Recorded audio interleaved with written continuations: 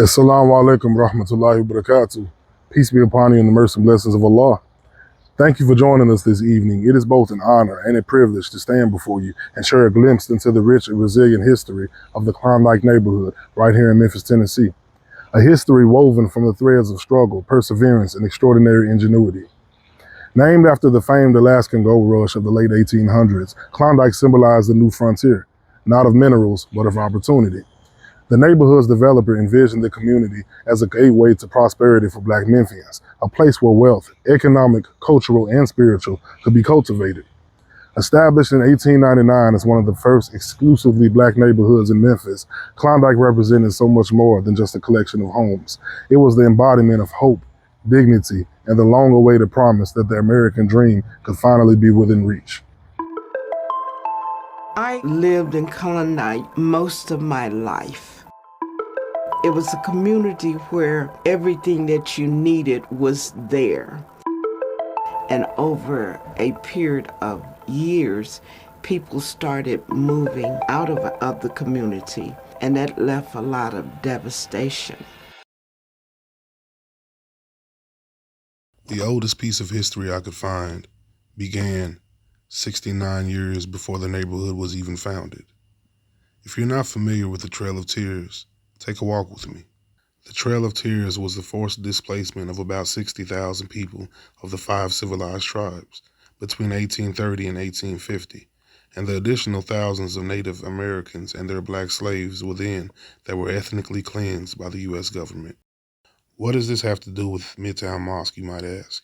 Well, the Trail of Tears traveled straight down Jackson Avenue, which happens to be right in front of the current Midtown Mosque location. It can be a scary thing, first grade, even without the burden of making history. 13 children, 5 and 6-year-olds, accomplished something that had never been done in the Memphis city schools before. They share the experience of being the Memphis 13. They shouldn't have had to take a lawsuit to make something like this happen. Seems like it should have been like this all the time.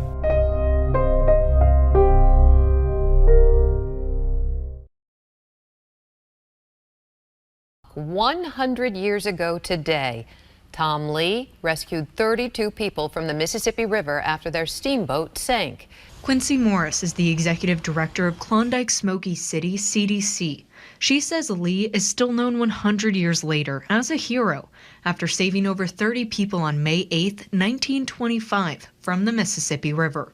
She says a steamboat flipped, and Lee, who didn't even know how to swim, didn't hesitate when it came to jumping into action and getting in a boat and saving lives. The celebration of Tom Lee continues this weekend with an all-day event on Saturday in the same Klondike neighborhood where he lived. Allahu Akbar, Allahu Akbar. For the past 9 years, Midtown Mosque has stood as a beacon of hope in a once run-down but historic neighborhood, a neighborhood rooted in African-American history and resilience. This mosque didn't just arrive, it revived. It brought life where there was loss and service where there was struggle.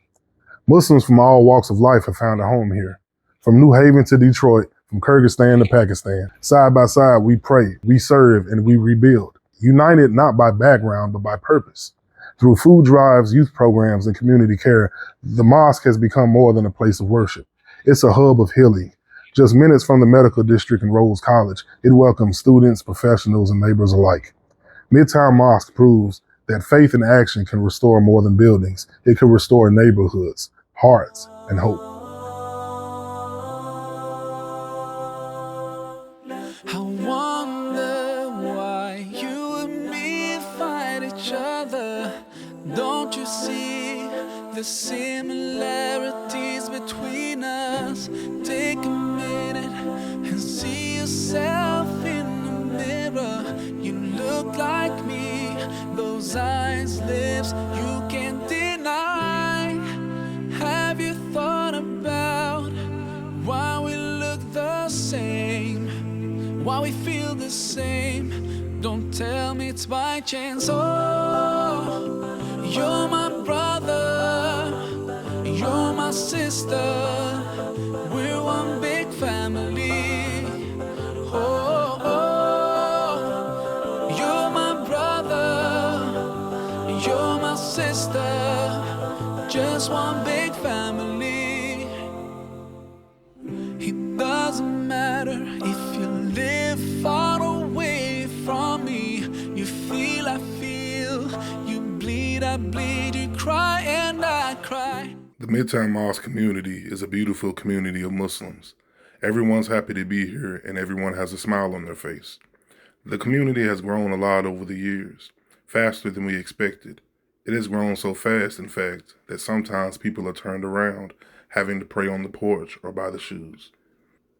This is why we are here tonight, because we are turning a church into a masjid, and we need your help. This is the church that we purchased. This church was founded in 1898, which was 1 year before the neighborhood was even founded. Turning a church into a mosque is not erasing history, it's honoring it with reverence, respect.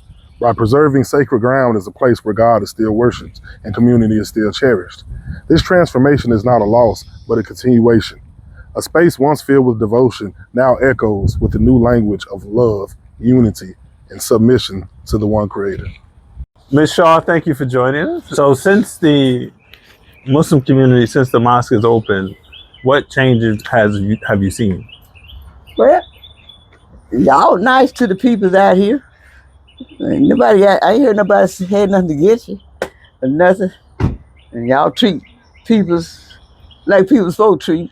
What do you envision, based on like where you feel like the neighborhood's going, what do you envision the neighborhood looking at? Or what would you like for the neighborhood to? I'd like the neighborhood to be back like it used to be. People could walk at night or sit on their porch or whatever they do. The new mosque will be your neighbor in the church. I know y'all done got the church out here. Do you feel like it'll be a benefit to the Well, it'll be a benefit to the neighborhood people that want to adjourn or whatever. Yeah, just like everything else y'all got. Got it benefit to people. I ain't got nothing giving it. I'm glad about it. But I'm glad y'all got it. But y'all better get this tree down because I'm going to stay on you to get this tree down. I ain't going to forget that either. Yes, As Muslims, we have a sacred obligation to support our brothers and sisters across the globe, whether through our actions, our resources, or our heartfelt dua. But while we look outward, we must also look around us. We cannot forget the responsibility we carry right here in the very communities we live in. If Muslims are part of a neighborhood, then that neighborhood should feel the impact of our presence for the better. Our faith calls us to be agents of positive change, to bring light where there's darkness and to bring hope where there's hardship. For 126 years strong, Klondike has carried a long legacy, a legacy of endurance, of resilience, and yes, of compromise. But I stand here today to say that time is past. People should not have to keep compromising just to get by. In the words of my great aunt, Mary Bell Jackson, who lived in a neighborhood much like this one down in Louisiana, we don't compromise, we improvise. And with that spirit, we move forward, not just dreaming of better days, but building them.